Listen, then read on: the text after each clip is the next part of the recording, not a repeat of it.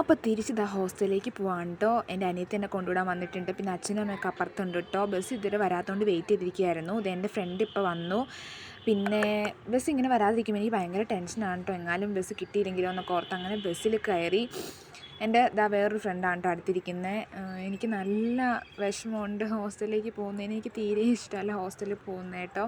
അവിടെ ചെന്ന് കഴിയുമ്പോൾ ആ ഒരു വിഷമം മാറും, പക്ഷേ അതുവരെ ഭയങ്കര വിഷമമാണ് കേട്ടോ.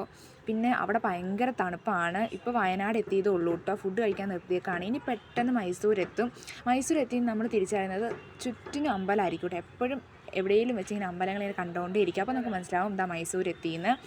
പിന്നെ തിരിച്ച് പോയതുപോലല്ല, ഇങ്ങ് വരുമ്പോൾ ബാഗിനൊക്കെ നല്ല വെയിറ്റ് ആയിരിക്കും കേട്ടോ. കുറേ സാധനങ്ങൾ വീട്ടിൽ നിന്ന് കൊണ്ടുവന്നിട്ടുണ്ടാവുമല്ലോ. ഇനി എന്തായാലും ഹോസ്റ്റലിൽ പോയിട്ടൊന്ന് റെസ്റ്റ് ചെയ്യണം.